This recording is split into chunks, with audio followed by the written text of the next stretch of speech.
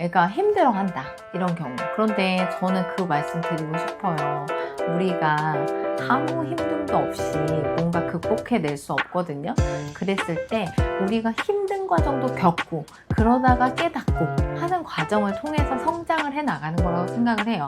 어머님들의 입장은 당연히 우리 아기가, 우리 아이, 소중한 아이가 성장하는 과정 속에서 힘든 거 없이 정말 어려움 없이 성장하길 바라시죠. 하지만 뭐 아프니까 청춘이란 말처럼 아파서 그 성장하는, 그 극복하는 과정 속에서 내가 해결해 나가는 게 분명히 있다고 생각해요. 그 과정을 조금만 참고 견뎌내면 우리 친구들 분명히 성장할 수 있을 거라고 믿어요. 네.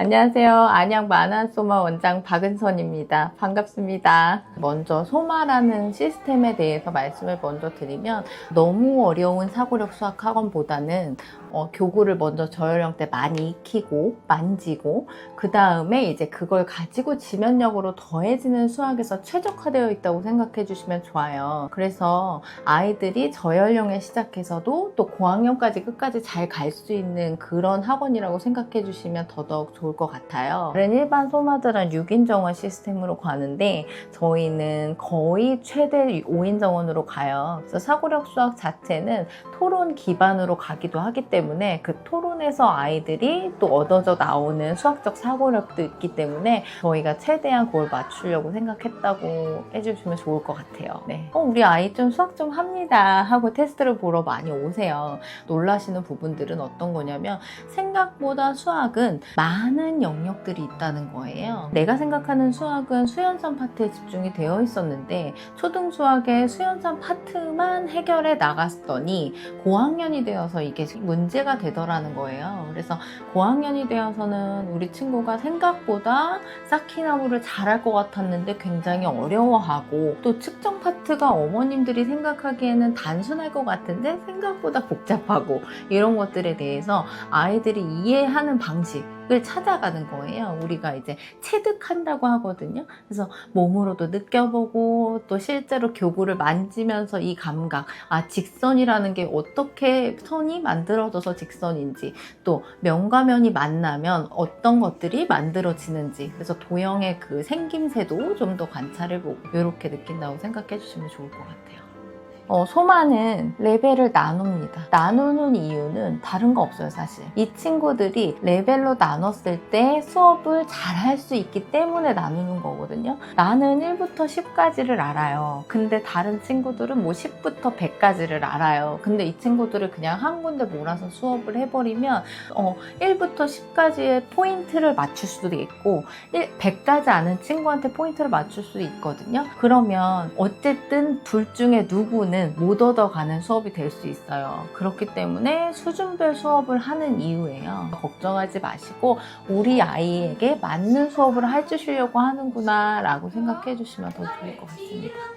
저희 아이가 1학년이잖아요. 레벨에 상당히 민감합니다. 저희 아이도 이제 나름의 이제 학교 시스템에 들어가고 또 영어 학원도 다니고 하면서 레벨 테스트를 보는데, 원장인 저로서도 우리 친구가 레벨에서 좀 좋은 레벨을 받았으면 좋겠다 이런 생각 들죠. 왜 안 들겠어요. 그런데 레벨 테스트지를 보면서 제가 좀 달라졌어요. 우리 레벨 테스트지 한번 어머님들 이제 보시잖아요. 그러면 우리 애기 이거 할 수 있었는데 왜 못 풀었을까라고 생각하실 때 많을 거예요. 그러니까 저도 그럴 때 많은데, 이 테스트지만 보시면 안 되는 게, 우리 아이가 이걸 풀려고 어떤 노력을 했는지 그 풀이 과정도 좀 보시고, 또 문제를 해석함에 있어서 얘가 접근을 어떤 식으로 했는지 그것도 굉장히 중요하거든요. 그래서 그런 것들도 조금씩 보시려고 하셔야 될 것 같아요. 저 같은 경우도 타 학원 가서 레벨 테스트를 본 적이 있어요. 이 소마를 오픈하기 전에. 그랬을 때는 사실 느끼지 못했던 것들을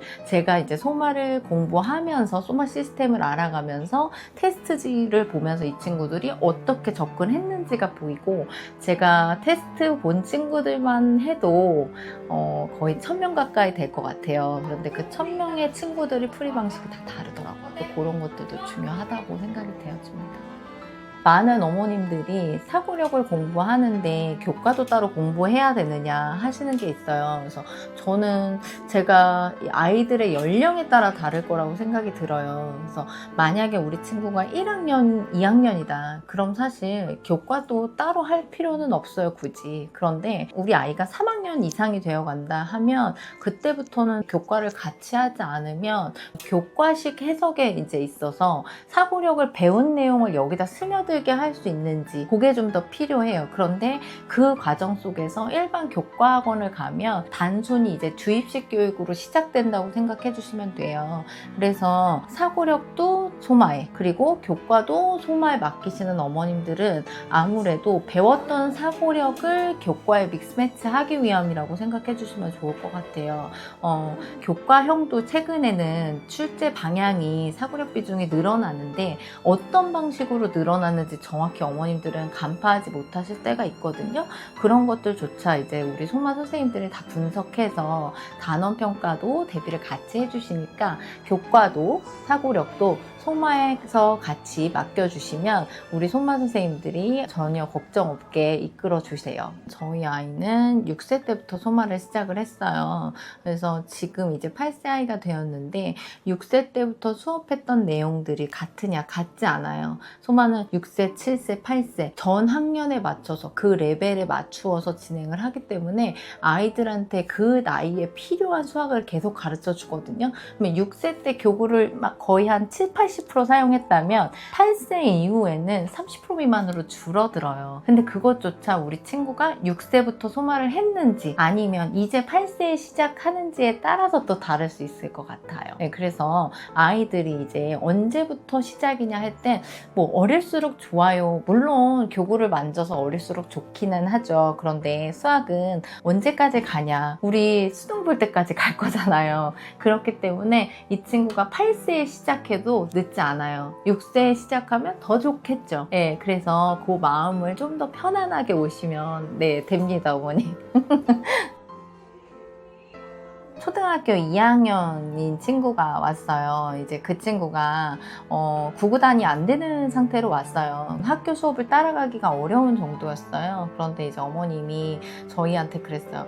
원장님, 얘가 학교 수업도 못 따라가는데 사고력 수학을 할 필요가 굳이 있을까요? 라는 얘기를 해주셨는데 이 친구가 수학적 접근 자체가 다른 방식이었어요, 조금. 그래서 이걸 학교에서 그냥 주입식으로 단순히 구구단을 암기시켜서 계속 반복학습으로 해결이 안 되는 친구였던 거예요. 그래서 왜 이렇게 구구단이 있는지 또 구구단의 법칙이 뭐 어떤 건지 사고력을 통해서 접근한 다음에 이 친구가 최근에 단원평가 100점을 맞은 거예요. 그래서 어머님이 소마를 선택하기 정말 잘했다. 그리고 늦지 않았구나, 우리 아이. 예, 그래서 그런 것들을 느꼈을 때 좀 보람이 있었죠. 예. 테스트 보려고 따로 준비를 해야 되나요? 뭐 이런 질문도 좀 하세요. 저연령이면 준비 안 해도 된다고 얘기해요. 왜냐면 이 친구가 가지고 있는 수학적 기질, 또 어떤 면이 발달했는지를 파악하려면 기본 가지고 있는 실력 가지고 해보는 게 좋을 것 같고 학년이 올라갈수록은 조금 준비가 필요하긴 해요, 사실. 왜냐면 예를 들면 뭐 2학년이다. 그러면 내가 구구단 정도는 조금 수월하게 하고 와야지. 아니면 도형에 대해서 명칭은 좀 알고 와야지. 이런 것들이 필요할 수 있어요. 소마한 친구들 같은 경우에는 뭐 두 자릿수에 대한 연산 같은 경우 좀 되어 있는 상태로 와줘야 수월하게 풀 수가 있겠죠.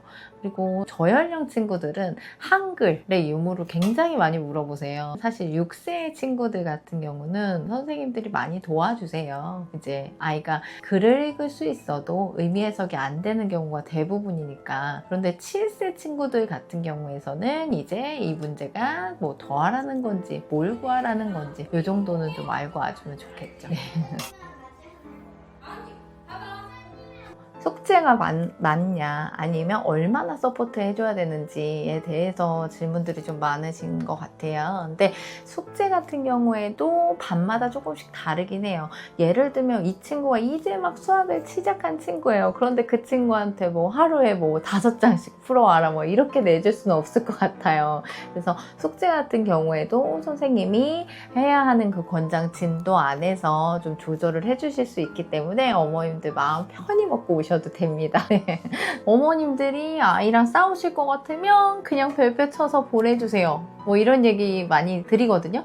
아이는 그 엄마의 시선에 굉장히 신경을 많이 쓰고 살아요. 엄마한테 엄마 나 100점 맞았어 잘했지 뭐 이런 거 칭찬받고 싶어 하잖아요. 그런 것처럼 엄마한테는 잘하는 모습만 보여주고 싶은 거예요. 그래서 선생님한테는 오히려 스스럼 없이 선생님 이거 잘 모르겠어요 하고 물었던 뭐 이런 것들도 엄마한테는 약간 눈치를 보는 경우도 있거든요.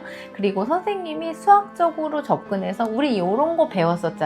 이 문제는 이런 건데 한번 볼까? 이렇게 해드릴 수가 있는데 어머님들은 직접 가르치지 않으셨으니까 우리 친구가 어떤 방식을 통해서 배웠는지를 모르신단 말이에요. 그래서 어머님들도 보셨을 때 아이가 이 부분은 아예 인지가 안 되고 이해가 안 되는 것 같다 하면 별표 쳐서 그냥 편하게 보내주세요. 아이들이 얼마나 소마에 와서 수학적으로 성장을 하는지 또 사고력이 얼마나 키워나가는지 그런 과정들이 좀 뿌듯하기도 하고 감사하기도 해요. 그래서 소마를 보내주시는 어머님들은 아세요. 우리 친구들이 수학을 하면서 단순히 수학만 배워가는 게 아니라 문제를 풀어내는 방식 그것들이 다른 과목들에 얼마나 많은 영향을 끼치는지 알고 계시거든요. 그래서 수학뿐만 아니라 문해력도 키워나갈 수 있기 때문에 소마를 보내주신 어머님들 충분히 믿고 맡겨주셔도 됩니다. 네.